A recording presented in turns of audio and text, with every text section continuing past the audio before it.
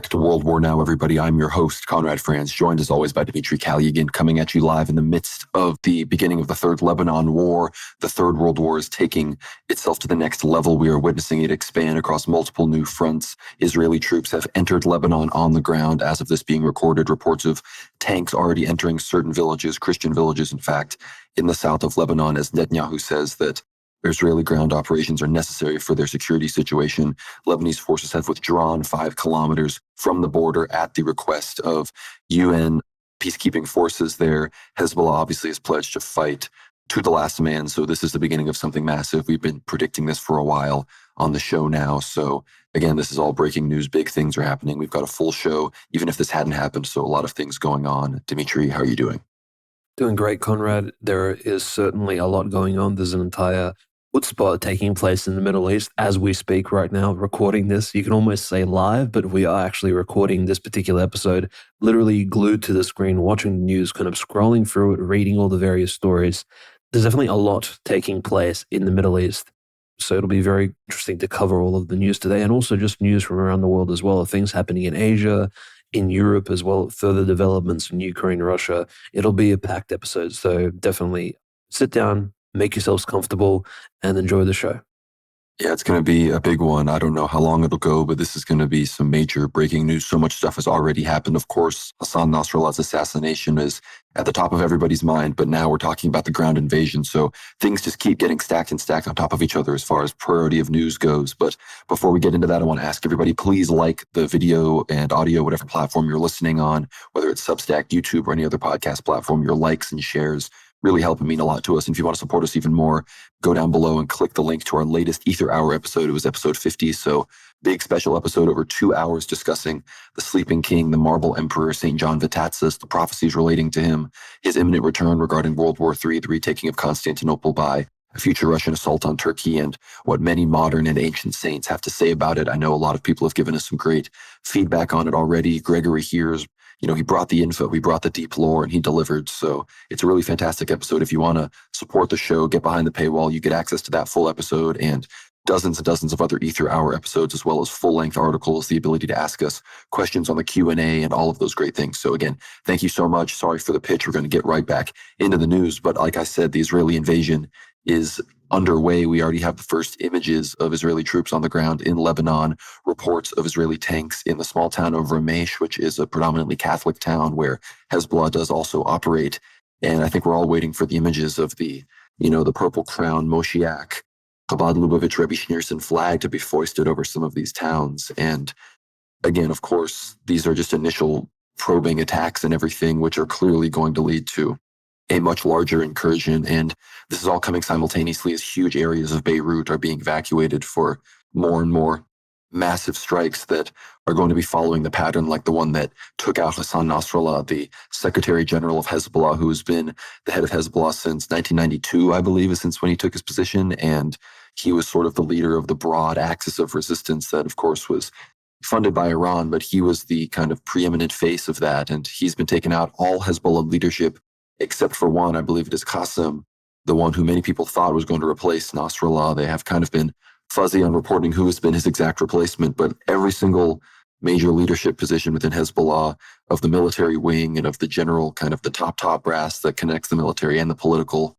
they have been taken out. So Hezbollah is very much headless, but they claim that they have had contingency plans for this. They've always planned for people to be assassinated. I'm going to go off a little bit later on the general axis of resistance in Iran after we kind of break all of the news. But this is huge. These strikes that we're going to be anticipating are going to be even larger. It appears that Israel and the Zionists are taking the wipe out Hamas approach to Lebanon, the wipe out Hezbollah, which again is not really possible. And if this ground invasion goes to what we think it will be, which is an attempt by Israel to ultimately annex the land in Lebanon south of the Litani River, then that will lead to brutal, long-term ground fighting with Hezbollah forces in their deeply dug-in tunnels within this region. So we are anticipating some very, very bloody days ahead of us. And at this point, I can no longer say at all that I am able to accurately predict how the U.S. could get dragged into this conflict. We're going to talk about Russia getting dragged in as well, but we are in complete no man's land. And I don't want to be dramatic, but any day at this point, you could wake up and find that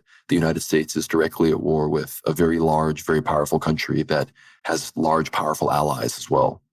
Yeah, 100%. So looking at the invasion, the ground invasion of Lebanon commenced at night, so roughly around 10 p.m. And this is why this really, frankly, disgusting and scary footage of white phosphorus being deployed in southern Lebanon in order to distract the Lebanese forces as well as simply cause them to scatter. Essentially, any infantry caught in white phosphorus would be severely hurt by the burning that it can cause. I mean, this chemical warfare is certainly banned by many international institutions. It's against essentially against human rights. It can hit, of course, civilians.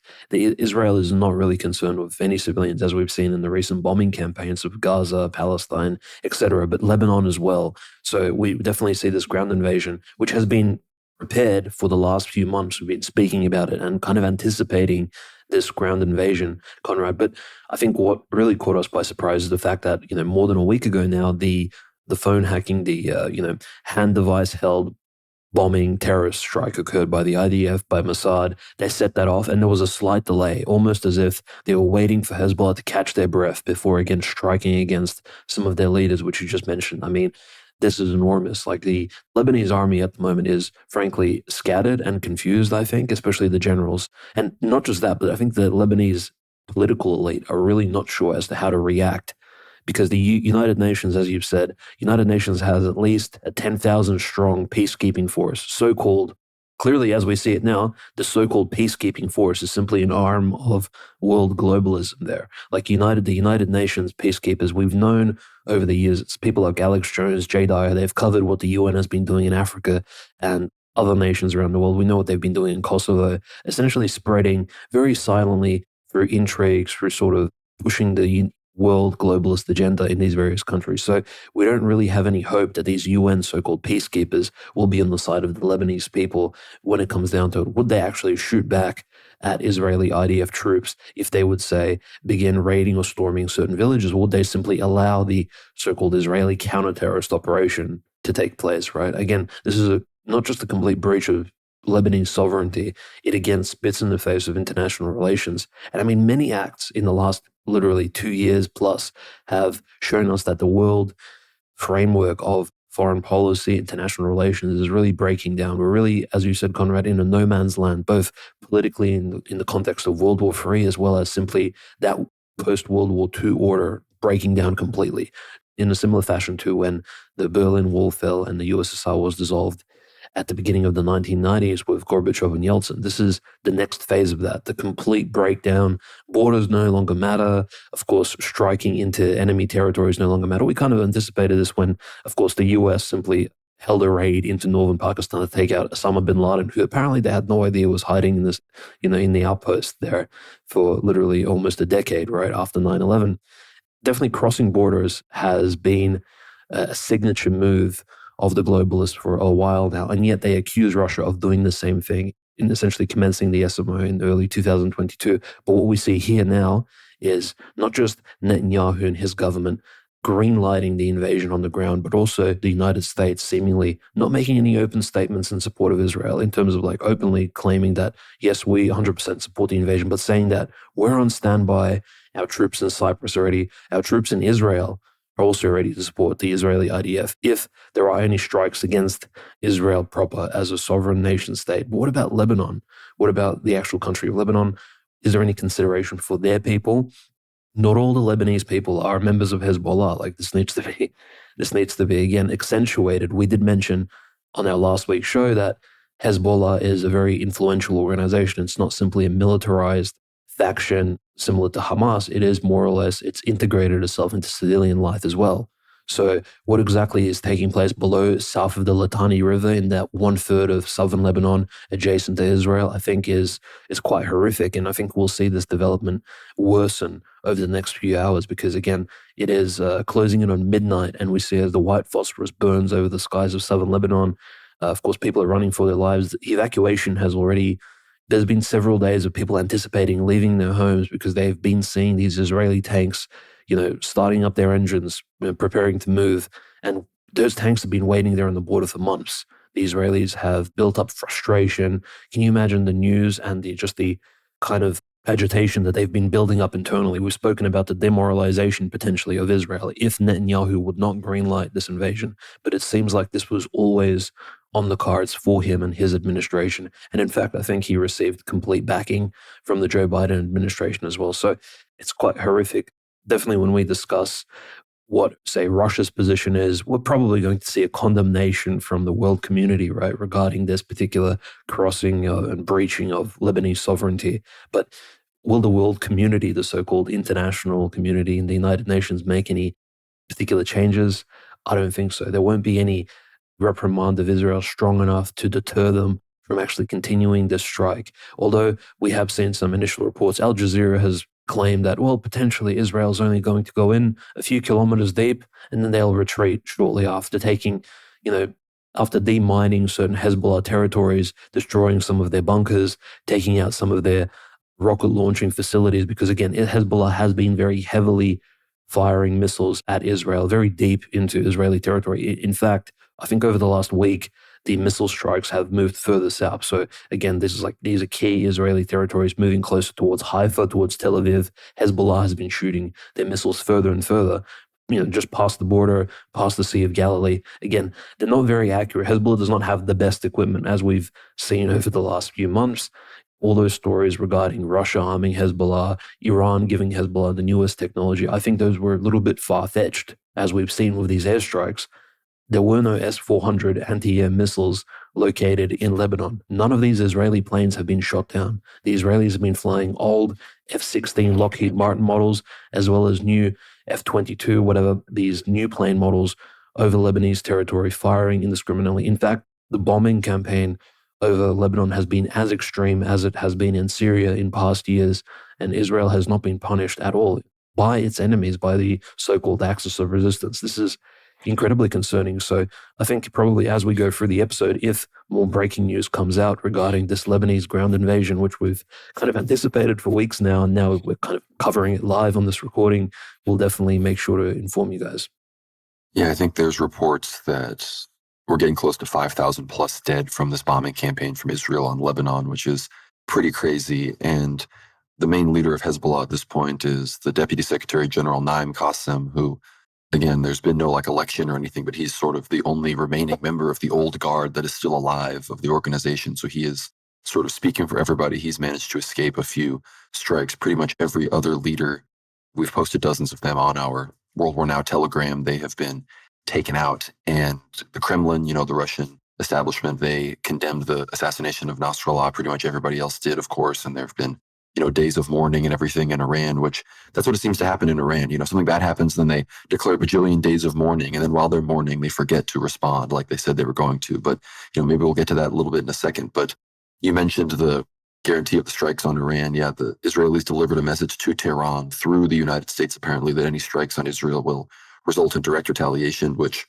I believe at this point we're possible days away from witnessing the prophesied strike of the Jews on the Persian nuclear facilities, their capabilities, whatever those may be, whether they're for civilian electronic purposes or if they do have some secret sort of weapons development system. I think that we're going to see it very likely before even the end of 2024, the Jews attempt to strike that, which is going to be, that's when, things are getting, things are already getting real. There's no doubt about it now, but that's when the repentance really needs to kick into high gear, I think, when everybody sees these kinds of things begin to happen. But the reality of the situation in the Middle East right now is that the axis of resistance has been completely neutered.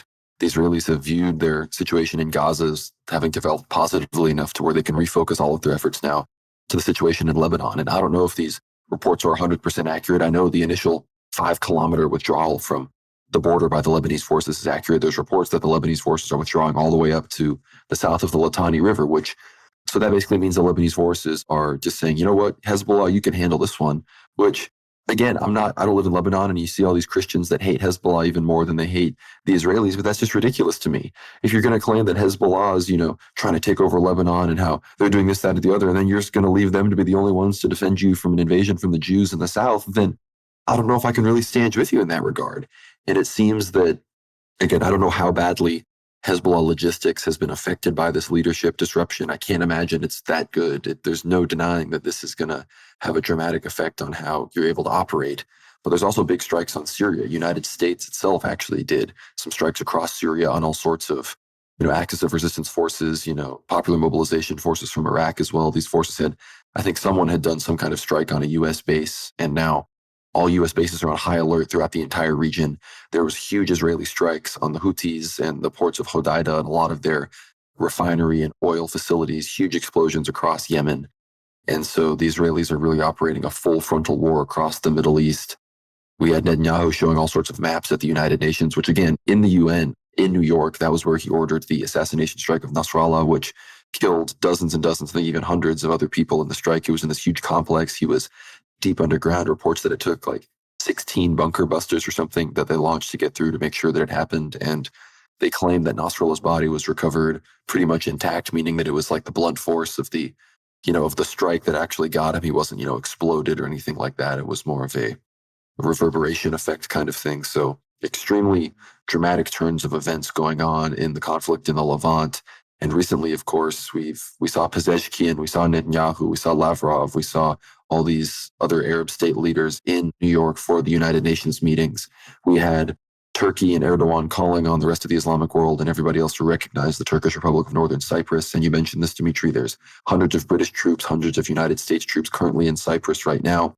The Lebanese Mount Lebanon government in exile, which I think is some Maronite, Philo-Semite shill nonsense, they are calling for the Israeli government to arm them and other, I guess, quote unquote, Christian forces in Lebanon to fight against, Hezbollah and the Shia menace or whatever else it is.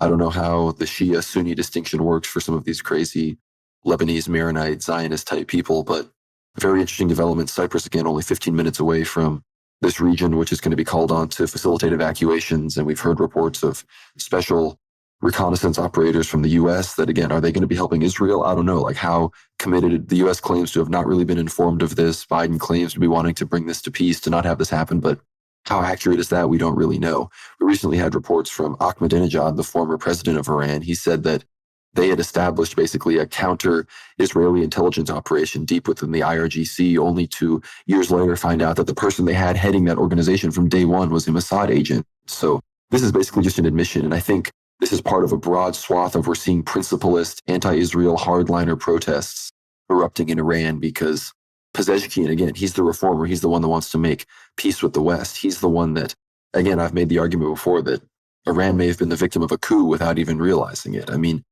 we're so many strikes late, like we're 4 or 5 responses late, and now we have to respond to the assassination of Nasrallah. We have to respond to all of these other things. You haven't even responded to the assassination of Hania yet, which took place in Tehran. Like, it's getting absolutely ridiculous. And people are thinking that Pezeshkian was behind the death of Raisi so that then he knew that he would replace him. And I don't know, there's rumors that the Ayatollah and Pezeshkian are not agreeing on everything, and Pezeshkian still claims to be wanting to respond, and it's all very complicated, but at the same time, he's going and saying, even in the midst of the assassination of Nasrallah, he's saying these pro-Western things, he's saying these things that are not as aggressive against Israel as even certain leaders in other Western countries are talking about. It's becoming very obvious that if there was a principalist in charge, that perhaps Iran would have already escalated. And again, is that Israel's goal? I don't know. Is Pezeshkian just being cautious? I really have no idea. But I see these protests. Perhaps there will be I don't think there's enough institutional power within the IRGC and from the Ayatollahs to do a reverse coup somehow against this ostensibly elected current president. Netanyahu is posting all about how the regime in Iran is going to fall imminently. Perhaps a broader color revolution attempt is in the works. Maybe that will coincide with the strike on the nuclear program. It's all extremely interesting, but I think at the end of the day, there's no denying right now that Israel is absolutely dominating in this war. Iran's axis of resistance has been effectively shattered. Israel, even without the direct, they have the guarantee, but even without the direct military help of the United States, is able to operate across Lebanon, Syria, Yemen, the Red Sea, all these places. They're able to refuel in Cyprus, and Hezbollah has not made good on their threat to strike Cyprus directly yet, probably because all of their leaders have been taken out. So again, we all know that all of this would crumble if the U.S. was not there to back them up. There's no denying that Iran has completely failed to play the game correctly. They failed to maintain deterrence while also failing to resist escalation. It has escalated entirely out of their control, and they have also not deterred anything. Israel feels they can strike anywhere. So I have to say that anybody who's online saying that, oh, the Iranians, they're being patient, they're going to strike. If you're at this point sitting around denying that the Israelis are owning the Iranians and the axis of resistance, yeah, because they have the help of the United States. That's the reality on the ground. Where's Russia? Where's China? Where are these supposedly other multipolar superpowers? here to help, based Iran and Lebanon. Like Dimitri said, there are no S-400s in Lebanon to help Hezbollah. Nasrallah got blown up. There's absolutely, would Israel be able to have these precision strikes and take with this precision intelligence and take out every single person they're going for almost exactly across Lebanon if there was anything close to competent air defense like we're seeing in the Russia-Ukraine war? Absolutely not. And I know, Dimitri, you have some further analysis about this, but we saw the Russian Prime Minister, Mishustin, in Iran just meeting with Pezeshkian just hours ago. He may even still be there as this invasion is going on. And I think you would agree, despite the fact that, Lavrov, despite just days ago saying how horrified he was by October 7th and how evil it was, now he's saying how he's condemning all the Nasrallah stuff. He's condemning everything Israel is doing. He's coming out like a good multipolar person that he supposedly is. But I don't see Russia or China giving even a fraction of the support to Iran, the Axis of Resistance, or any of the Muslim world against the Zionist entity like the United States is giving to Israel. No, 100%. Look, the presence of Mishustin in Iran, what I think it does tell me, mind you, Mikhail Mishustin is the second face of the Russian Federation at the moment. He is literally the prime minister. We do recall when Dmitry Medvedev was in charge, everybody saw him as a potential successor. Well, we need to view Mikhail Mishustin as, if anything happens to Putin, he will become the president. And just look at exactly who he is. He's simply a glorified bureaucrat, a tax agent, and a taxation expert in charge of essentially the Russian government, in charge of United Russia. He's in Iran right now, most likely talking Pezeshkian and the Iranian, Ayatollah away from striking and retaliating. That's just my analysis on the ground. Also, potentially could be related to his familial roots as well. You have to understand Pezeshkian is part Armenian. Mishustin himself is as well. His mother is Armenian. His father's Jewish. I think this needs to be sort of underlined as well, that these are not accidental connections. We did mention Shoigu, very mysterious sort of character, again, ethnically speaking, traveling to Iran twice over the last 60 days or so. And again, Iran not retaliating for any of these breaches of Iranian sovereignty, like against Israeli terrorism. And now, of course, Hassan Nasrallah being completely murdered, essentially, as I'm quoting Lavrov. Lavrov did openly call it, the murder of Hassan Nasrallah in southern Beirut. Again, this was completely extrajudicial. Even if you view the leader of Hezbollah as a criminal, there's no way you can justify dropping a United States-made 900 kilogram, which is a 2,000-pound bomb, and not just one bomb, but several bunker busters, one on top of the other, on top of another, and destroying at least, I believe it was like 4 apartment buildings. And then these bombs, because they were so, they bombed one after another, several planes dropped multiple bombs on the same location. Eventually, they got down to the bunker, killing Nasrallah himself. And you can imagine Nasrallah was most likely in a very secure place, especially after this last week's terrorist debacle with the exploding devices, right, as per Mossad's plan. So this is incredibly concerning. And what's even more disgusting, I think, is that Benjamin Netanyahu releases this sort of I'm in command of the operation sort of photo shoot from America, from literally New York, I believe, or was he in Washington, D.C., from literally abroad in the United States, in a country which is not even, it's an Israeli ally, but the fact that he can orchestrate terrorist acts in the capital city of Lebanon from America and not be prosecuted for it is just a complete show that the ICC, the ICJ, which there are arrest warrants for Netanyahu at the moment. The United States has no regard for these international legal decrees or anything of that sort. It's just a complete shattering of, essentially the world order, right? This sort of regard that people have for legality in international relations is completely thrown out. And I agree. Look, Pezeshkian, I think the fact that he won the election by a very small margin, and now suddenly Iran has this moderate president, and we know the president doesn't hold all the power. The Ayatollah essentially can make very key decisions, but he's silent. Iran is either looking out for its own interests or simply not interested in facing the superpower, which is this united Israeli-American front. And again, the naval powers are out. They're in the Persian Gulf, Conrad. They're in the Eastern Mediterranean. The US is burning up its jet fuel, its complex fuels, floating their boats around, shooting down Houthi missiles, shooting down, again, Iranian potential drones, just essentially controlling the entire Middle East.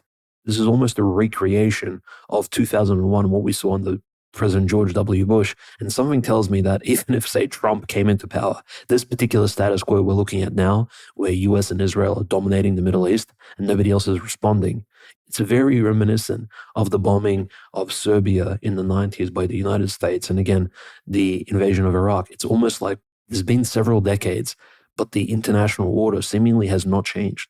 And complete disregard for any of these Israeli bombing campaigns are the, of course, Russian bases, which have not shot down a single Israeli plane, breaching Syrian sovereignty. And they're there to essentially support the regime of Bashar al-Assad. It's sort of the ally of the Orthodox Christians, the ally of the Antiochian Orthodox Church, essentially the defender of Christians from ISIS. And yet Bashar al-Assad's airports and his military bases have been getting bombed continuously over the last decade, and not a single retaliation strike or even a defensive posturing by these Russian 20 plus bases, which are located in Syria, has been recorded, at least on record. There's not a single interaction between Russian and Israeli air forces. Meanwhile, Russia literally has warplanes stationed in Syria. How does that happen? I mean, unless this is a collusion, a collaboration. We did see some interesting comments, people suggesting, well, maybe Russia will be providing intelligence to the Lebanese military, which isn't very large. The Lebanese military is only like 80,000 men strong, and this is a absolute overestimate. Meanwhile, Hassan Nasrallah months ago has stated openly that Hezbollah has close to 100,000 servicemen. So consider that the number of Hezbollah servicemen is probably larger than that of the Lebanese military proper. And that's including 2,000 servicemen in the Lebanese Air Force, which is very small and definitely cannot stand up to Israel's Air Force. And just consider that, and Russian lack of cooperation with any of their alleged allies, or Russia being a member of the Axis of Resistance. This was a myth that unfortunately has been completely dispelled. And I think definitely believing in these sort of superstitious, maybe even hopefully, maybe we were hoping that Russia could provide some sort of support for the regime in Lebanon, which was quite moderate. Again, you mentioned, Conrad, there is an entire liberal Maronite, who knows, again, questions to the trad Roman Catholics as to who these Maronite Christians are, these hyper-Zionists. They're not Protestant, they're definitely members of the Roman Catholic Church. They're weird, corrupt branch. Why exactly they're so strongly Zionist and philo-Semitic? These are very interesting questions, which I think will remain unanswered. Like many of these things that we cover in World War now, many of these key queries in geopolitics and related to conspirology and international relations. So it's just very concerning. And yeah, as you mentioned, the notable thing regarding these strikes on Beirut by Israel was that civilians were killed, again, indiscriminately. There was no calls for, of course, there were calls for evacuation by Netanyahu, but just imagine the arrogance claiming that, well, in 48 hours and 24 hours, certain suburbs of your capital city will be bombed in our own counter-terrorist operation, evacuate these. I mean, who are you, Netanyahu, to claim and to command Lebanese civilians? And Lebanon's complete inability to respond to this, or even to shut down Netanyahu's verbose rhetoric and even his actions, not just the rhetoric, but what he has done over the last week, is very telling. Perhaps I'm not going to say it, but Lebanon has been kind of floating on this idea of, well, it's a peaceful regime. This shows you that not all peace is good, right? And this paraphrasing St. John Chrysostom, not all peaceful attitudes lead to positive, virtuous outcomes. Some of them lead to the deaths of hundreds, if not thousands, of your own citizens, which is what the Lebanese regime, the point of the secular state, even in the Orthodox Christian theological outlook, is to protect your own citizens, look after their worldly, physical well-being.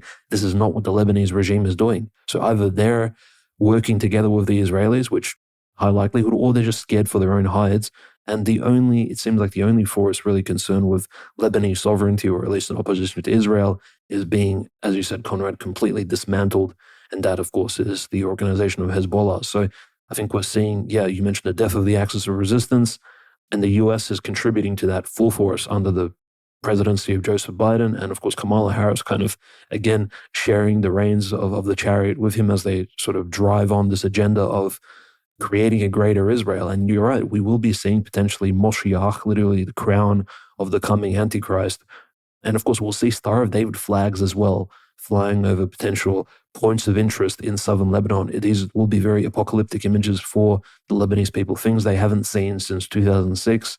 Incredibly concerning. But now that we're approaching midnight in the Levant, I think we'll be seeing the story develop further. It's just incredibly concerning. And again, this Armenian world order thing with Lavrov being part Armenian, Pezeshkian, Mishustin, etc., and the sort of call for world peace, whilst the countries which are actually conducting these criminal raids on civilians indiscriminately on any country which they deem to be an enemy of their order is, again, it's a false peace. And these calls for for the situation not to escalate without punishing the actual country, and in particular the government and the military force, the IDF, is incredibly problematic. I don't think this will end well for any country that sides with Israel in the long term here in terms of morality. Definitely, I don't think there'll be any hope for Iran in the long term as well if they sit this one out. Well, the Israeli cabinet has reportedly approved the ground invasion, calling it, quote, limited. But again, we're years deep into the special military operation. We're still deep into the operation in Gaza. So once people go in, it appears, once you've gone in, that's what matters, getting the excuse to go in. But I think you're talking about the destruction of the axis of resistance. You're talking about how Russia's witnessing Lebanon and Syria and Iraq and Yemen and all of these places getting bombed and bombed and bombed. There were reports that the Russians were going to give the Houthis S-400s. Obviously, that hasn't happened either. A lot of this wish casting has really made people think a certain way. People don't realize how strong the Jewish Zionist lobby is in Russia. People don't realize how many Jews are in Russia. People don't realize how many people in Israel speak Russian. And I mean, just look at where Putin has visited. He's personally visited Azerbaijan. He's yet to personally visit Iran. Iran has been providing a lot of the technological basis how Russia has been able to prosecute the war in Ukraine. Azerbaijan, obviously they're a key ally for some specific reason, but it's actually kind of strange how important apparently it is to Russia, this weird alliance with Azerbaijan, who is a horrible enemy of the Iranians. And we're witnessing, again, if supposedly Russia's great friends with Bashar al-Assad and defending him and keeping up his regime, there's conflicting reports, they're not confirmed, that Mar al-Assad, Assad's brother, a general in the Syrian army, was blown up in an Israeli strike. And apparently nothing, whether or not he was injured or not, I believe he was involved in some kind of strike. So this is extremely dramatic. These escalations are unprecedented. And this idea that, again, say what you will about Pezeshkian maybe having been a coup person or all these other countries being bought off by the United States, there's hundreds and hundreds of millions of Muslims across the Middle East. Like, are any of these countries not able to call in like a draft and have people organize and suit up and go and fight Israel? Like, is that just not possible? It doesn't seem like it is. And I understand that Zionist money and the Americans have been redrawing borders to prevent this from happening, but the sheer lack of Muslim ability to overcome this tiny little Jew state is starting to boggle my mind. And I understand that the U.S. has aircraft carriers in the Persian Gulf and the Eastern Mediterranean, but you needed to be doing that as well. You needed to be securing these stronger alliances with these other peer powers that together could have managed to stand up to the United States. You haven't done that. Azerbaijan has more influence on Russia than you. Iran, as far as I'm aware, Israel and Iran are about on equal terms with China. They're not going to be able to do anything. And again, I do believe that perhaps amidst all of this, there will be leadership changes in some of these countries at certain levels within the military. Perhaps things, again, will go a certain way where they're unable to not stand up to the United States in some capacity out of fear of the region spiraling out of control. Because again, Israel is well on its way to becoming the regional superpower. It's well on its way to being able to incorporate so many more members of world Jewry into its borders and in theory be safe in its mind from any kind of external pressure, not just pressure, but any kind of need to even cooperate with any of its neighbors. It's about to achieve total dominance.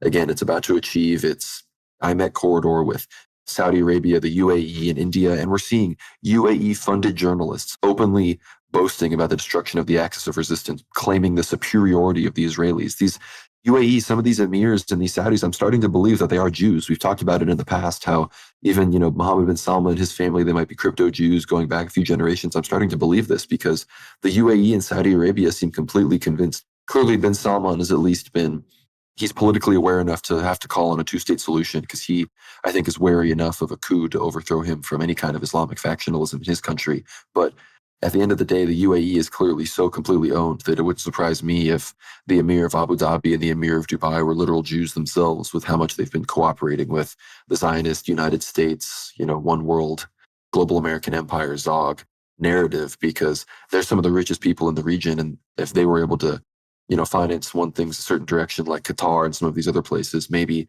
Israel wouldn't be as dominant. I mean, who knows how much the UAE has been assisting Israel in all of these things. But yeah, people talking about maybe the Russians will give Lebanon intelligence. Look, man, it's a lot more likely the Russians are going to give the intelligence to Israel. I hate to break it to you. Like what Dmitry said about the sheer lack of any misfires. There's a Russian base in the Syrian Golan, technically within territory claimed by Israel. And nothing has gone down. Not a single thing has happened, despite the fact that Hezbollah has been launching missiles endlessly into this region. There's reports that in Kiryat, the areas around Kiryat Shmona and some of these other territories in northern Israel, 75% of the region has been completely depopulated. And Israel has claimed that they want to return everyone to that region safely. There have even been pictures of Jewish websites advertising future properties in southern Lebanon. I don't know how real that is, but those are things that, need to be considered, considering the fact that once they've gone in, clearly Israel is not going to tolerate anything close to a two-state solution in Gaza. Now that they've totally occupied the Strip, why would they do the same thing in southern Lebanon with Hezbollah? It appears that the southern region of the Litani River, again, it's going to be up to Hezbollah to fight this one out, and how much Iran and any other member of, I don't even want to say the axis of resistance, just any other nation, state, or power, how willing they are to support what is effectively a U.S.-funded operation going on right now in a ostensibly sovereign Lebanon. It's recognized by every UN member state as a sovereign nation. I understand that it's a bit of a patchwork and the government is a meme of ethno-religious representation, but it is a sovereign nation. And the question is, will Russia and some of these other countries, China, Iran, will they sit back and watch what will effectively be the last domino to fall in total Israeli regional dominance, making, despite the fact that it's a tiny country of 10 million people or something, I don't know the exact population of Israel, but Israel would start to be on par with countries like Germany, France, even above them, obviously in covert influence, but their regional power, if they're actually able to start restoring greater Israel, this is going to put them on par with large-scale secondary superpowers in the world. And this is just not something that I think could go unnoticed. It's just a ridiculous level of power projection by this ethno-religious group that has totally captured specifically the United States and now apparently is about to militarily overthrow all of its enemies in the region. Yeah, and I think at the end of the day, this major story that we're covering today regarding southern Lebanon, the entire country of Lebanon, frankly, in Israel's invasion, you have to consider the fact that if the Lebanese army, as per the UN recommendations, will be retreating, to the Litani River, allowing Israel to essentially occupy, even temporarily, an entire quarter or third of the country in the south, you do need to consider not all the civilians in the south. There are people with farms, people with their homes, their animals, etc. Just people working, living their everyday lives. These Lebanese civilians who have nothing to do with Hezbollah, they've probably never been engaged in the military. Old people, pensioners, etc. Young people need to go to school. All these people are now under the official Israeli occupation. And unlike some people online who, post that Israel is the peacekeeping force, part of me just does not trust that Israel will be acting in good faith in regards to this particular civilian population. And I wouldn't necessarily be happy for the Lebanese people.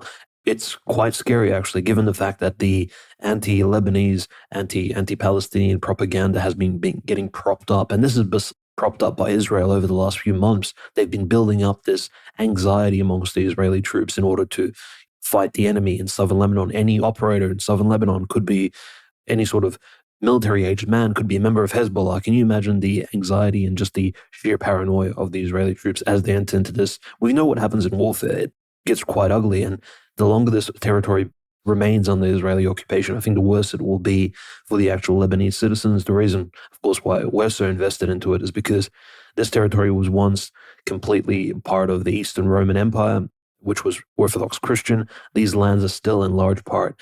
There are lots of villages which are majority Christian, in fact, in southern Lebanon to this day. And of course, not all these Christians are Eastern Orthodox Christian. They're not all in communion with us. Some of them are schismatics, others members of the Maronite Church. But it's not just a war between Israel and, of course, the Muslims at this point. That's a really good point. I don't want to interrupt you here, but literally we have reports that Father Gregory Saloum, an Antiochian Orthodox priest in Lebanon, has been critically injured in an Israeli airstrike on Ibl al-Saki, which is a part of southern Lebanon.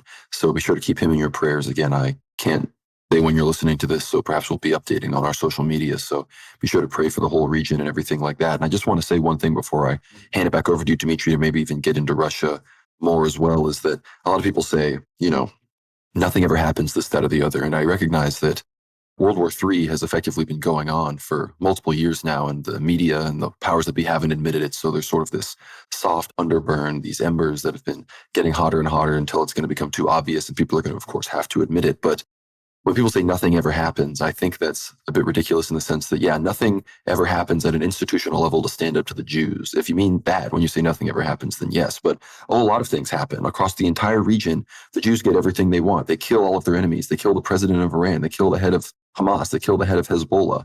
They influence the West imminently. I mean, every single day, thousands and thousands of illegal immigrants cross the borders of the United States, making it a more cosmopolitan, multicultural place, fundamentally safer for world Jewry. Every day across every nation, effectively, world Jewry takes a victory. So don't hit me with this nothing ever happens stuff just because, oh, Russia and China and Iran aren't rushing in to fight Israel. Like, yeah, that would be epic, sure. But just because that isn't happening doesn't mean that nothing is happening. In fact, we're just watching the slow bulldozing of the ZOG global American empire.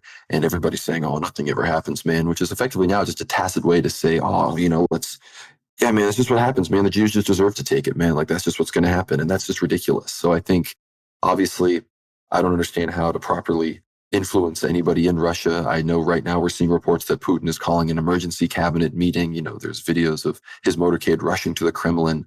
We'll see if anything comes of this. Obviously, if he was actually aware of the situation with U.S. influence growing within the region, insofar as that couples with Israeli influence, you would be very much escalating your support for the axis of resistance. But again, I'm not very confident. We just had Lavrov shilling for the Jews about the October 7th narrative. We've got, again, so many Jews involved in the Russian government and involved in things at this point that I'm not holding my breath. And maybe I'm black-pilled. I'm not sure. I'm confident in the prophecies. I'm confident when we see these strikes happen. I'm confident in what's going on in Turkey is escalating as well. But again, we are now seeing these fronts start to connect with Ukraine because Russia's going to have to deal with this in some capacity, even if it is going to have to basically concede something to Israel. These fronts are very much connecting in a way that is starting to become unignorable, I think. So, people can say nothing ever happens, but a whole lot is definitely happening. Yeah, 100%. Look, the Russian prime minister is currently in Tehran. As you said, the motorcade is rushing to the Kremlin, so Putin's moving from his home back into the sort of the government seat. Perhaps we'll see an open statement from him, maybe like a short interview regarding what's taking place in the Middle East. Again, the reason why Putin needs to speak on this is because there are literally Russian servicemen right there, like 50, 100 kilometers, 100 miles away from where this action is taking place. Those are Russian citizens. The Russians should be concerned, especially since there are literally Russian immigrants, Russian pilgrims, visitors in Lebanon and Palestine at the moment. And Netanyahu himself arriving from New York, where he gave his ridiculous United Nations speech, where he pulled up two maps as if we're all idiots, showing us the curse of the axis of resistance and the blessing of the Hejaz and the Arab countries like Qatar, Saudi Arabia, Hashemite Kingdom of Jordan, UAE, Egypt, Sudan, and shows the two maps, which is like, okay, these are pro-Israeli countries. This is a blessing for us and a blessing for the world, for ZOG, for Zionism. And these are the cursed countries, which is, again, Iraq, Iran, all Syria, Lebanon, etc. Like, it's comical at this point. We're getting shown pictures, right, on the UN stage, and we're supposed to kind of accept that.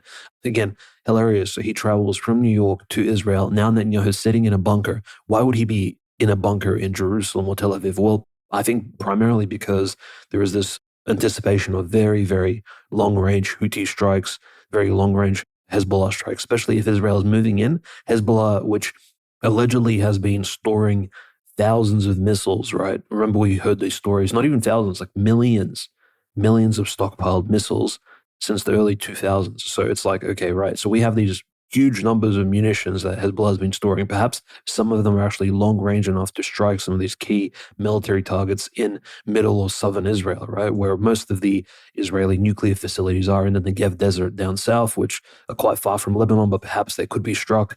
Look, militarily speaking, I'm not sure what the strategy is of the Lebanese military or Hezbollah, but we'll see. We'll see if a ground invasion can deter them from striking against their own enemies. Again, in a war game type of fashion, perhaps we can be speaking about it, but unless they do anything, perhaps they never even had, hypothetically, maybe they never ever had the capacity. Maybe these stories about thousands, millions of missiles was, again, a complete mythology which we were being bamboozled with over the last few years, and definitely months, right? Especially from, unfortunately, the deceased Nasrallah's speeches.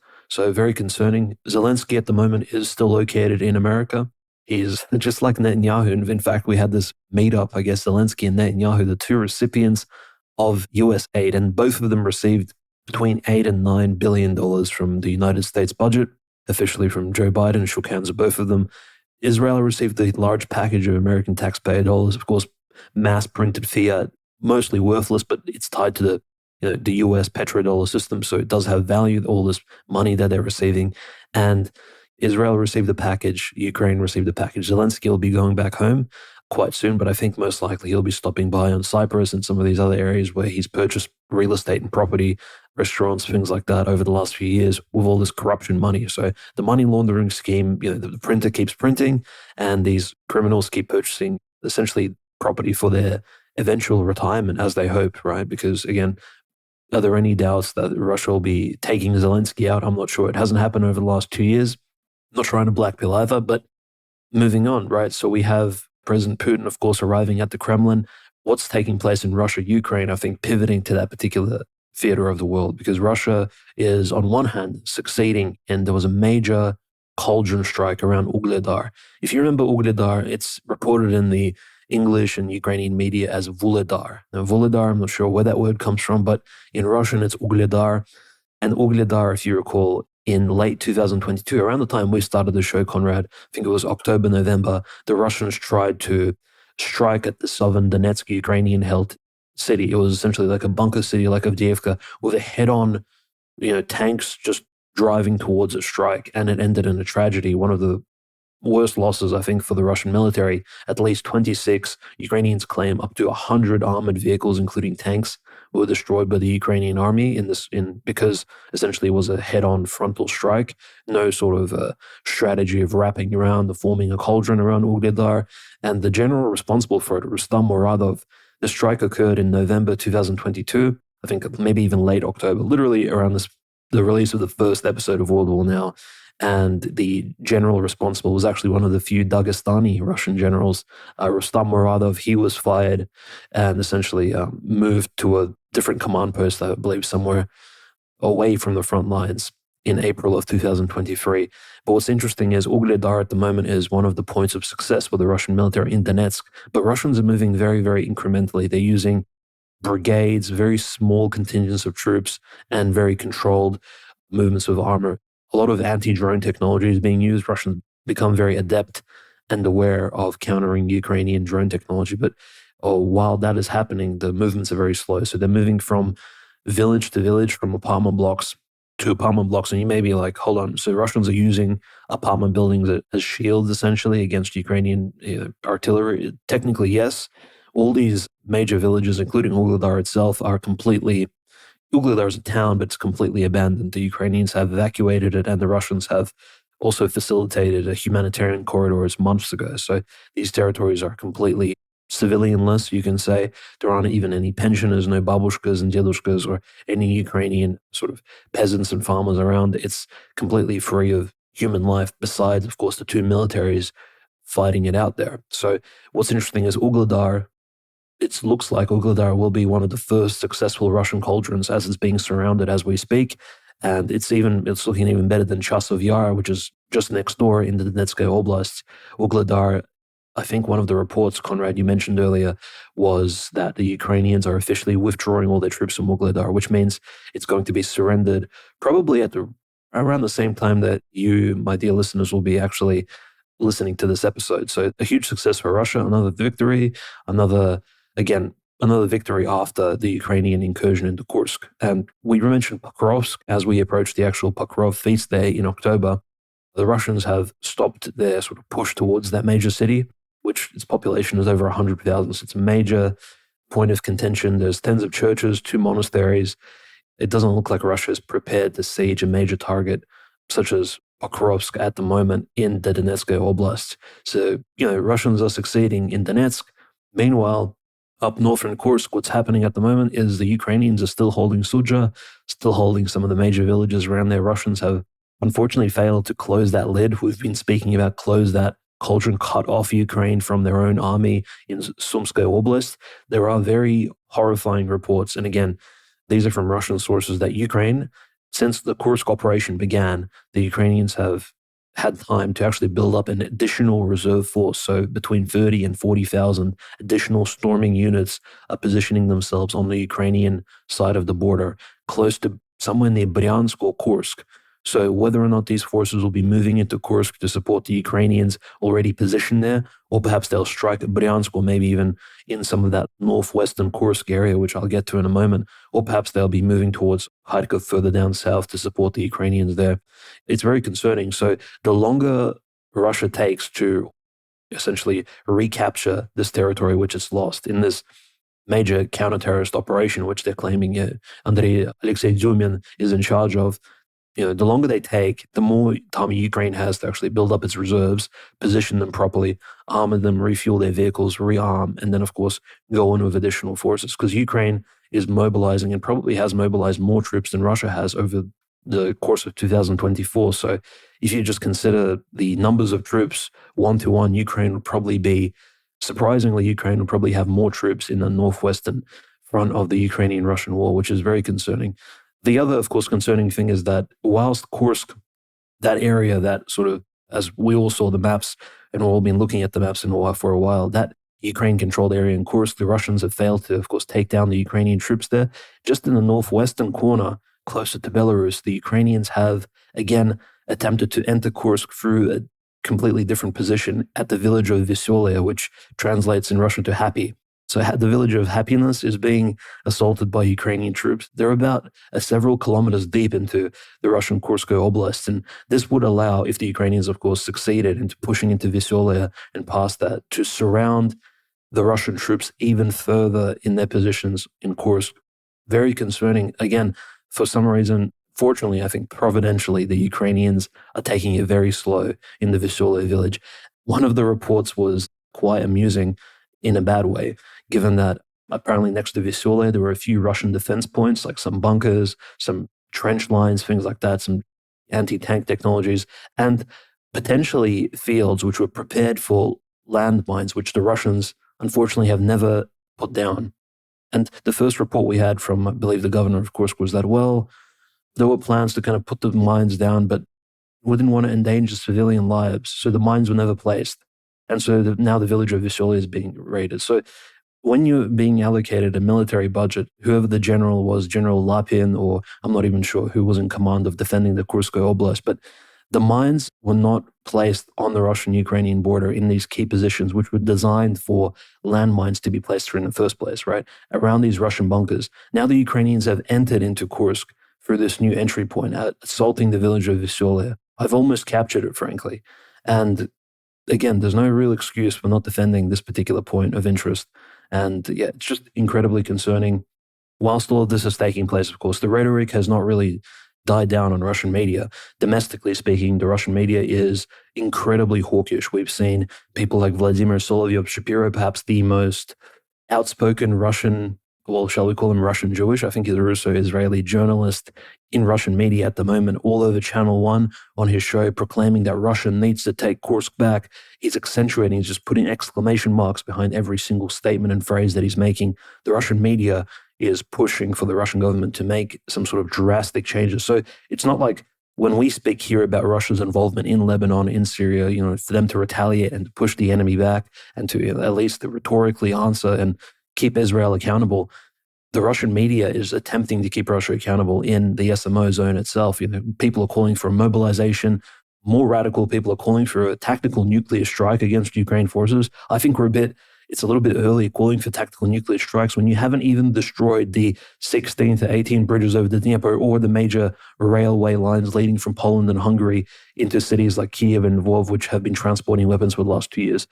What do you mean escalate this to a tactical nuclear strike? So there are complete idiots, these journalists, so-called journalists and spokespersons, essentially hype men talking about tactical nuclear weapon use against Ukraine, which would, of course, not just pollute the land, but most likely, just like as per the Israeli strategies, kill. Yeah, these goobers will say, yeah, let's nuke Ukraine. Meanwhile, they can't even say a bad word about Israel. It makes me sick. Mm-hmm. Yeah, no, absolutely. And Vladimir Solovyov himself, we recall what he was saying back in 2017-18 when he was saying, well, Donbass Russians shouldn't do anything about Donbass. Those are chachli, those are Ukrainians, they're not Russians. Like, his rhetoric has completely changed from being a dovish Israeli shill to now he's the biggest hawk. In fact, he made an open statement. I know this was controversial, but we did post it on World War Now Telegram, where Vladimir Solovyov has called for Putin's resignation. And I note the context. It did sound like he misspoke, but he clearly said, if Russia is not willing to answer for essentially the red line crossings, perhaps the supreme chief, the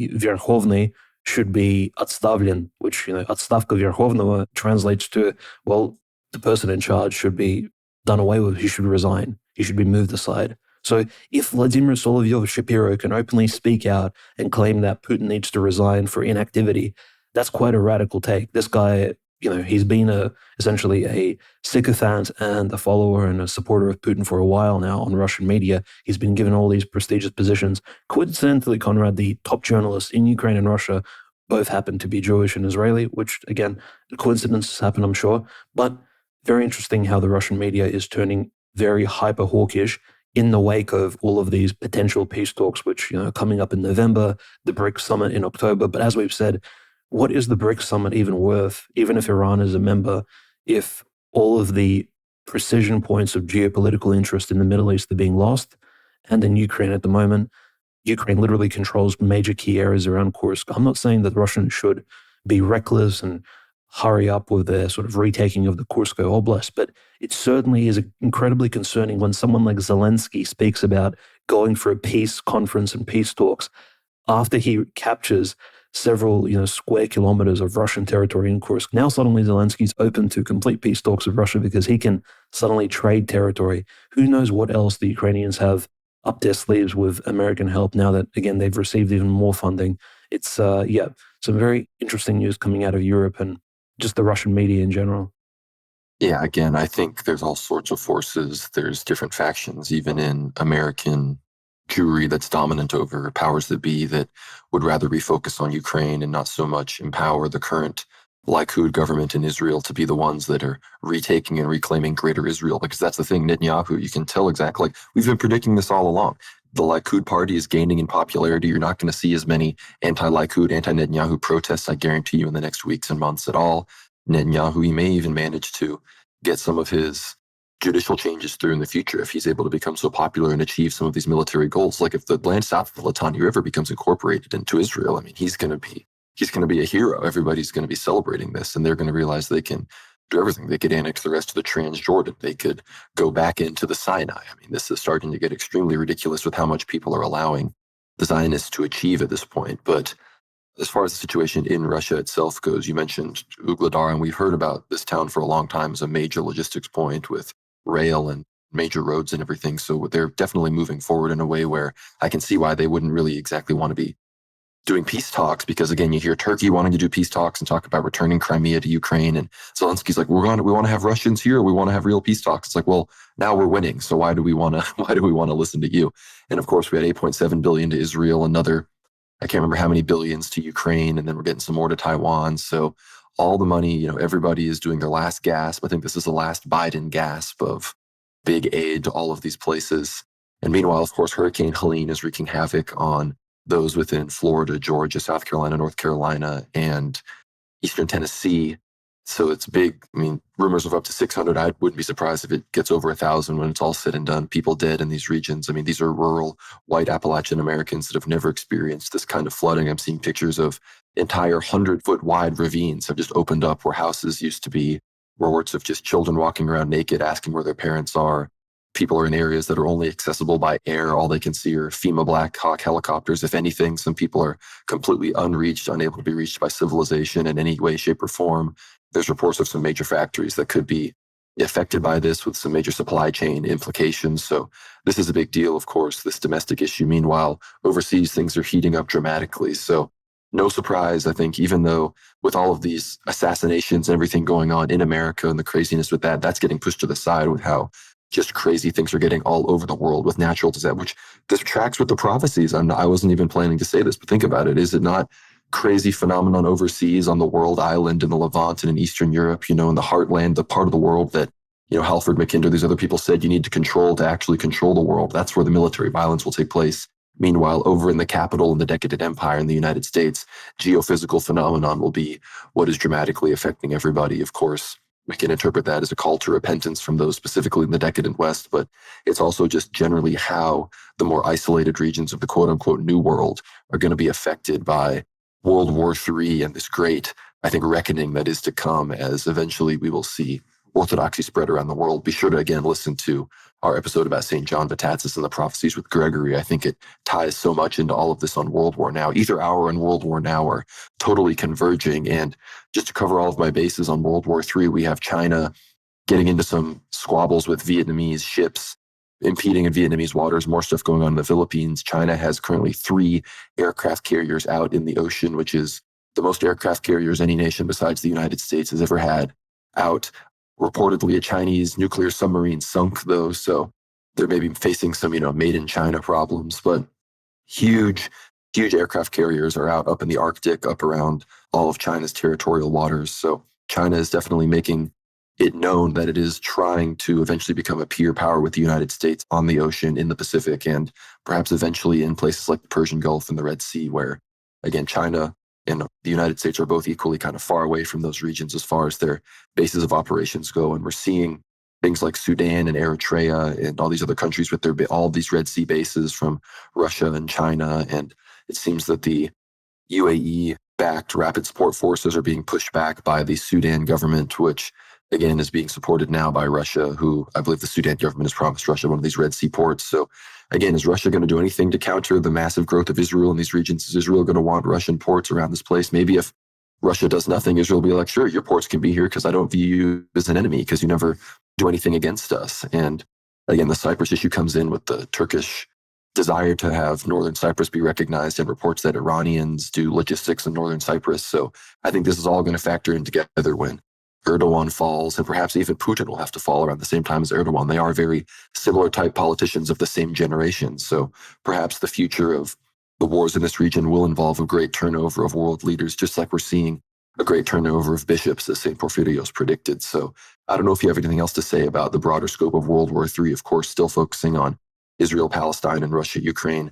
I'm watching Telegram. I'm watching all the reports right now. Be sure to follow us on Telegram, World War Now Telly. That's where we're going to be posting all of the latest updates because things are getting very big right now. Huge strikes now in southern Beirut. And I guarantee you by the time you're listening to this, more and more Israeli forces will have swarmed into Lebanon. So do you have any thoughts on that, Dimitri? I know there are some church persecution things, but World War III is very much connecting on the world island. Yeah, 100%. It goes back to, I have 2 particular stories I want to mention quickly. Firstly, the United Nations Assembly, which took place recently. Of course, Lavrov was there, Zelensky, Netanyahu, all the key characters. But one particular speech was which maybe was ignored slightly, but ties into this World War III mosaic, which we've been essentially reporting on, is the Prime Minister of Somalia, actually, Hamza Abdi Barre, actually attacked Ethiopia very openly from the stage in the United Nations, where he stated that Somaliland is still unrecognized. Ethiopia is crossing key geopolitical international relations lines by essentially forming this agreement and solidarity accords with Somaliland, essentially an unofficial Donetsk, Lugansk type of country, essentially, over there near the Red Sea. And the Somalian Prime Minister accused Ethiopia of essentially, by supporting Somaliland, in agitating and creating propaganda for terrorist groups like Al-Shabaab, who exploit Ethiopian provocations to recruit and radicalize vulnerable individuals. Almost sounds like a threat in a way, because you do imagine Somalia is one of these hubs of radical Islamism. It has been for decades now. And of course, the land is incredibly unruly. And so Ethiopia has its own trouble, not just with its own local militants, and had civil wars for decades now. I encourage everybody to go listen to our episode very early on in World War Now. It must have been more than a year ago now with Dean Arnold regarding Ethiopia. It's a very interesting in-depth dive into the region, into its complexities, and it's a very interesting Christian country in northeastern Africa. This is, I believe, it was even a World War Now episode back then, before even Aether Hour. But going back to this particular story, so you understand, Ethiopia, it seems, is still in the crosshairs of these major Muslim countries, not just Egypt, which is an ally of Israel and the United States in the north, and as well as Somalia. And Somalia is being supported by both Egypt and Turkey in a naval and military type sense. The only positive point, Conrad, that saves the Ethiopia-Egyptian relationship is the fact that both of these countries are now members of BRICS. And on the 22nd of October, very key date here, after the feast day of the intercession of the Theotokos, in Kazan, Russia, so essentially in Heartland, there will be the major BRICS summit taking place. So in a few weeks' time, and perhaps the leaders of Egypt, as well as the leaders of Ethiopia, can sit down and talk about the differences, discuss the Nile Dam, discuss some of this support for Somaliland. Perhaps Egypt could even give some concessions to Ethiopia, and maybe these two countries can work together. Because again, the only way Egypt geopolitically can liberate itself from the Israeli Zionist, the US axis, right, and sort of regain its independence, I think, and actually turn into a prosperous country, which I think Egypt has the capacity to do that, given its history, the landscape, its key sort of positioning near the Suez Canal with the Nile River, the agricultural potency which it does have. Egypt actually has some of these major geographic and I would say sort of God-given environmental perks which it can exploit, further into the future. And we know Egypt, historically, this is one of the most ancient and wonderful countries that's ever existed, right? Historically, as a civilization, one of the oldest we read about in the Old Testament. There's no reason why Egypt can't actually pick itself up and regain some form of respectful semblance to what it used to be, I think, historically speaking. And that's, of course, the remaining an ally of Israel, and the US will not allow it to do so. So it needs to ally itself with other regional powers. And what other power is there than, of course, Ethiopia next door, which is, again, Oriental Orthodox, Monophysite. But again, the Egyptian minority Christian majority sect is not the Eastern Orthodox Alexandrian Patriarchate. It is the Coptic Orthodox. There is that link there as well, religiously speaking. So perhaps they could set their differences aside at the coming Kazan BRICS summit and perhaps speak about it. But yeah, the Prime Minister of Somalia definitely escalating things, openly accusing Ethiopia. It seems that Somalia's main concern right now is that Somaliland issue, so much so that nothing really else, not Al-Shabaab operating within Somalia, not all of these various terrorist groups, not the fact that their country essentially is a hub and like a domain for piracy and other forms of sort of radical Islamism, but the fact that, well, its geopolitical interests in Somaliland are being questioned, when in fact Somalia proper hasn't necessarily had control of Somaliland for, I would say, almost at least a decade now, if not more, right? I'm not an expert on that particular part of the world, but it hasn't necessarily been clear-cut for a little while now. So that was very interesting. And again, the submarine story, right? The Seawolf class submarine, which apparently slammed into an underground mountain, right? The Chinese submarine, which sunk.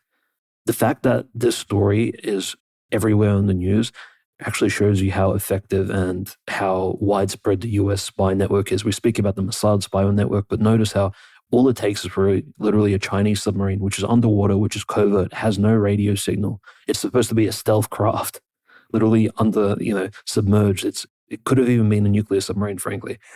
And the fact that it crashes and the US reports on it within 1 week is, I think, incredibly concerning, which means the US is very, very interested in what's happening in the South China Sea and the Pacific Ocean, generally speaking. The United States and sort of the ZOG octopus has its tentacles in various parts of the world. It's seemingly difficult for, we spoke about the strategy of spreading out American attention all over the world. So perhaps the so-called globalist empire would perhaps get distracted and it wouldn't be able to handle multiple conflicts at once. I'm not sure if that can be the case. It's an interesting hypothesis, but it does seem like at the moment the US is still in the driver's seat, even with a literal president who's completely incapacitated in the personification of Joseph Biden. The situation in the US, of course, on the one hand, everything points to Trump being much better for Israel. It's something that I've thought about so much that it would even affect my desire to vote for Trump. I'm in Texas, so my vote wouldn't really matter against him. There's reasons to support him domestically, of course, obviously. But the fact of the matter is, we know that the push for West Bank annexation is coming. I believe the $100 million from Miriam Adelson is secured. And I just don't see how he wouldn't concede and allow for an annexation of the land south of the Litani River if Netanyahu and his government were occupying it. And of course, now that Netanyahu has secured power for a longer window of time in the future, that he's calmed things down domestically with his military successes abroad, it seems that Trump would undoubtedly be the greater Israel candidate. However, Kamala is ostensibly in the reins of power right now. Biden claims to be against all of this, yet all of this is happening directly under his watch.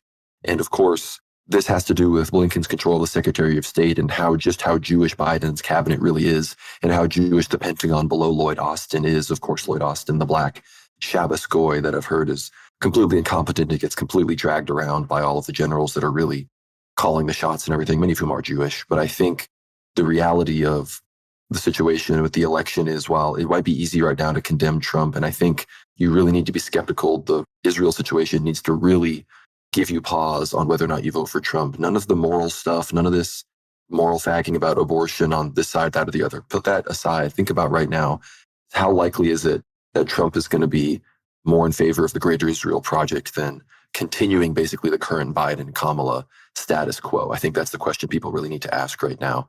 And unfortunately, it seems that Israel is being so successful, even just with the threat of U.S. force behind it, that Trump may be able to not suffer electoral consequences by throwing in his support for Israel because of right now the lack of military involvement. It's very unfortunate. And I assume as well that this natural disaster, the response, of course, the government doesn't care about poor white people. So it's also going to fare into Trump's favor, of course. Another assassination attempt had come down the line. And as Russia wins in Ukraine, people obviously have no interest in sending more money to Ukraine. Even the most, at this point, diehard pro-Israel Zionist evangelical in the South is going to be pretty skeptical of Ukraine aid. So I think as far as the election is concerned, unfortunately, as I've said before, the Jews rigged it before it even started. So nothing really could change dramatically. But again, you got to weigh the options. And day by day, as this invasion goes on, see what Trump says, see how he talks about it, and see how the Biden regime responds. Because right now it seems that they're letting Israel get away with everything. Yeah, absolutely. No, I couldn't agree more, especially regarding American foreign policy and domestic election situation. This is going to affect the entire world. And I think now that we will pivot towards the situation in the church, which we've kind of touched on, we essentially touched on these major points and how they may affect Christianity all over the world. But frankly, at the moment, the church is in its major state of persecution in one particular place, and that is Ukraine. So let's cover that in a lot of detail, because certainly things have taken place over the last week.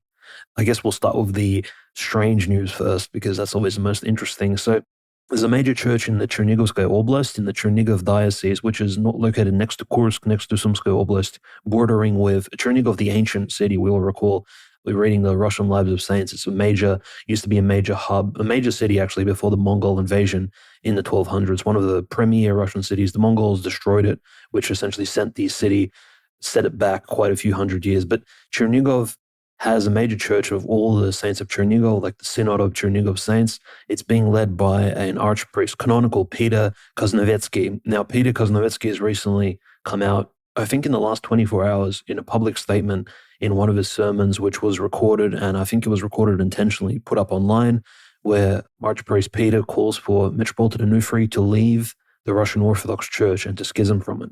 And this is a canonical priest, by the way. So he gave Metropolitan Onufry his open opinion. He also called President Putin the predecessor of the Antichrist. And he said that anyone aligned with the Russian church are also helping the forces of the Antichrist. That is the Russian army. He then compared the Russian army to Hitler's Third Reich. And of course, mentioned some other things, but those were the key statements. So I'm not saying this to attack Archpriest Peter here with his, I believe, wrongful opinions, but it just shows you the longer this unfortunate war continues, the crazier the escalations rhetorically and spiritually speaking, the crazier the degeneration will take place, I think, in the souls and the minds of the people affected, because this is clearly, it's becoming somewhat pathological. Mind you, Archpriest Peter, I think at least one of his children is currently serving in the Ukrainian army. So as you can tell, I mean, there is a personal interest here. He's not exactly completely free of bias, right?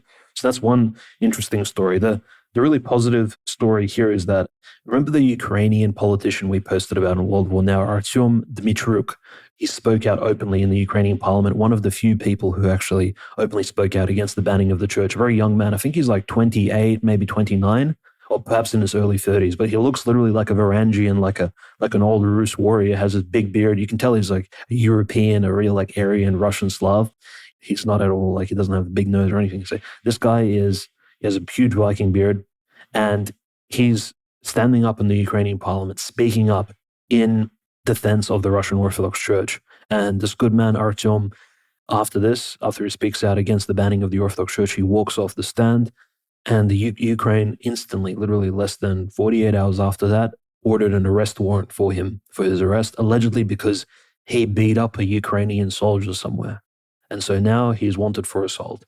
Artyom has suddenly disappeared out of Ukraine, and he has reappeared this week in the UK. So because he again, he can't go to Russia because he's a pro-Ukrainian Orthodox Christian politician. He can't go to Belarus. He technically has a Ukrainian arrest warrant for himself. So now the only place of refuge is seeking is in London. So he appeared on Telegram and on his TikTok channel, essentially posting that, the Ukrainian government, Zelensky, is out to get him. He hasn't called out Zelensky, he hasn't named him officially, but I think it's moving there potentially. And he said that he's fine and for everybody to keep praying for him. So that's very interesting. He's one of the few, I would say, young Ukrainian politicians who may actually have a future in potentially what Russia's building in this region, given the fact that he's natively of the land. He's not someone like Zelensky or a Kolomoisky type of figure who's, even like a Poroshenko, essentially a Khazarian invader, right? So very positive story that he's fine and he's not actually languishing in a Ukrainian prison being tortured, which we know is what happens to journalists and oppositionary politicians in Ukraine. So, thoughts and prayers for Artyom. Hopefully he becomes more radicalized, more right-wing, and continues on with his defense of the church. I think that's very important, especially for native Ukrainians to actually speak up in favor of Metropolitan Onufriy. That's very strong. Other good news is, of course, the Archangel Michael Cathedral located in central Ukraine in Cherkasy, which we mentioned a bunch. This is Metropolitan Feodosy of Cherkasy. The cathedral was actually there was a plan to raid it a few days ago at night. The Ukrainians parked a few police cars and a few SBU officer cars, people in uniform got out. This happened around 8 p.m. mark, 9 p.m. at night. So already it was quite dark. And suddenly the Metropolitan made a call out on his social media channels, calling all of his parishioners to the Archangel Michael Cathedral. And the parishioners gathered in strength, in numbers, and actually at night, simply standing in front of the cathedral protesting, have managed to defend it from being raided. Again, what is the point of actually, we've all been to church, various cathedral churches. What's the point of actually knocking down a cathedral church door, going inside? Are these people stealing anti-minces? Are they stealing icons? I'm not even sure what the point of raiding these Orthodox churches is. What are they looking for? Pro-Russian documents? Pro-Russian lives of saints? It's not quite clear. Are they trying to take, the Septuagint, copies of the New Testament, to stealing the gospel? Why are these SBU and police officers? Or maybe it's just the persecution of the church, kind of in its very light form, in a demoralizing type fashion. But in any case, the Archangel Michael Cathedral has been saved. Metropolitan Feodosy is using social media, interestingly enough, in order to defend orthodoxy in his own diocese. So quite powerful, actually, and maybe a lesson for some of the events which will take place in our future countries. God forbid, but still things we should take into account. And some other interesting things is in the city of Uman, there is a Jewish festival actually upcoming, Rosh Hashanah, which is essentially the Jewish autumn festival taking place this Wednesday on the 2nd of October. And in the very deep Ukrainian, very Jewish Ukrainian city of Uman, next to Kiev, outside of Kiev actually, there's a big Orthodox cross standing on a river. It's very famous. It was put up years ago, just a place of Orthodox veneration. The cross was vandalized. Allegedly, some local Hasidic Jews have plastered and essentially stuck strange paper to the cross. So they didn't destroy the cross, but they stuck these weird documents with Jewish Hebrew graffiti all over the cross. And of course, the local Christians called the police. They investigated. They cleaned the cross up. But just very interesting, as Uman is preparing for this Talmudic Hasidic pilgrimage, potentially attacks on various Christian holy sites and points of veneration, will become more abundant. And, the call has gone out for Christians to begin defend, as we know historically, the call has gone out in Ukraine, some of these regions, for conservative Orthodox Christian families to keep their children close in times of these major pilgrimages taking place, which are not Orthodox Christian pilgrimages, because we know the story of St. Andrew of Kiev, Andrei Yushinsky, what took place in 1911 and all those major events. These are not very safe times. And I think the last point of interest in regards to the church persecution in Ukraine and what's taking place there is that, unfortunately, there was another concert in the Kiev-Pechersk Lavra. It seems that the entire church Lavra, the main church hall, because of its acoustic gifts, right? The Orthodox Christians obviously had built the church simply so that singing would sound better. There was a concert held there on the 14th of September.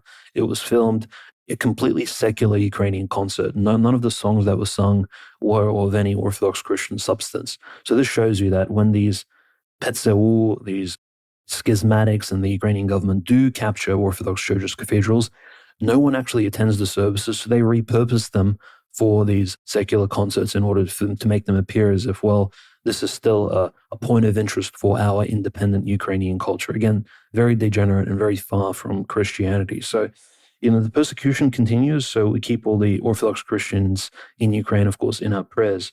But nevertheless, I think the majority of the news this week has been like all eyes on the Middle East. But nevertheless, things still happen in Ukraine. As we know, the enemy strikes from various angles and strikes different war fronts all over the world. So, and one of the war fronts, again, is the spiritual side of things in that heartland of Russia.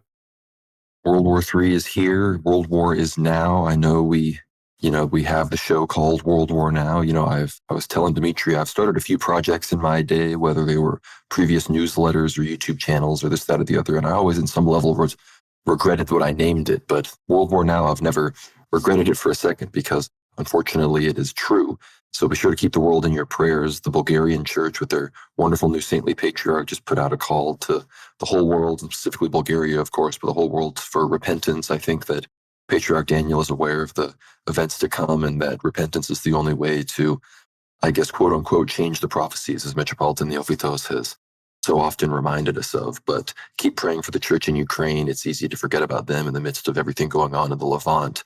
Pray for all the Christians in Lebanon, in the Holy Land in Palestine, of course, in Cyprus, even in Turkey, these places that are immediately peripheral and likely to face some backlash from all of this. Pray for the Americans in the region where Hurricane Helene has affected them so dramatically, because it seems right now the only help they're getting really is from local people willing to step up and do what's right. So pray for the whole world at this point. Do your best to repent and get right with God, because again, like St. Seraphim of Sarov said, acquire a spirit of peace and thousands around you will be saved. That at this point means both literally in this physical world from imminent disaster, as well as in the more important realm, in the noetic spiritual realm, where warfare is getting more and more intense as people are afraid and people are angry and feuds are arising, and the devil is going to play on all of these emotions. So I encourage everybody to up your prayer rule, go to service, go to as many church services as you can, talk to your spiritual father, visit a monastery, do everything you can while we are still in this modern world with ease of transportation, at least wherever you are. Forgive me if you're listening from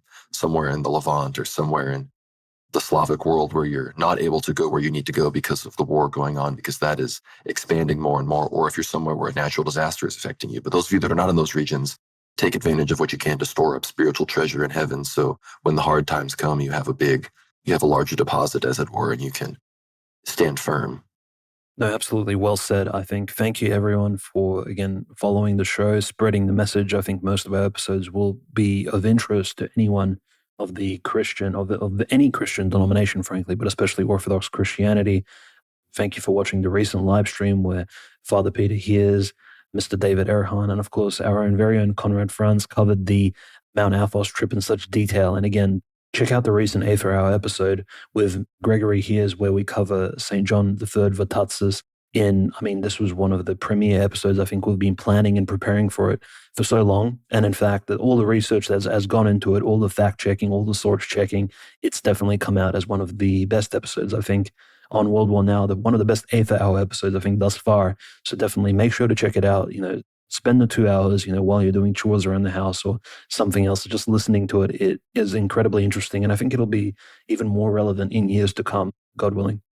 It's one of our best episodes. We're very proud of it. Give it a listen. Gregory is always a good one to have on the show. He's become, I think, a good friend ever since our Athos trip and our interactions. He came to Austin, Texas as well for the conference. So great to spend time with him. And with all of that, thank you so much for listening to this episode. Again, keep everything in your prayers and be sure to keep up with everything going on the Telegram, specifically World War Now Telly. It's going to be where we're getting the most up-to-date information. Be sure to follow us on Twitter as well, World War Now _. Obviously, the Substack is the home base, worldwarnow.co. I'm posting a lot more on notes there, so be sure to keep up with it. Get the app. We're going to be posting, I think, in video form now. So this is technically in video form, but the audio gets posted as well. So if you want to listen to just the audio, don't complain. You can do that as well. But with the video, I believe Substack automatically makes clips. So maybe we'll be able to post some of those. So thank you so much for all the people that have subscribed already. If you haven't, get your email in there, get behind the paywall, listen to every episode of the Aether Hour, get access to our full-length articles and translations, be able to ask us questions in our monthly Q&As. So many benefits. If you just get behind the paywall, and it supports everything that we do very much. It helps us bring you all of these episodes every week. Will help us do more episodes in the future, hopefully weekly live streams. Dimitri had a fantastic Twitter space recently on the World War Now Twitter account, X account, which we're hopefully going to try to make a weekly thing. So be sure to follow us on X at World War Now _. Again, subscribe to the YouTube channel at World War Now. We're going to do more live streams there as well. So I'm on Twitter as well at GnomeRad. Be sure to follow my account. Dimitri's at OCanonist. Help me get to 10,000 subscribers, or rather followers on X before the end of the year. It would really help us out. But yeah, worldwarnow.co is the home base. Thank you so much for listening, everybody. Here at the very end, you're the real supporters, the real fans. And again, pray for the world as World War III grows, because it really is going down. So we'll see you on the next one, and God bless.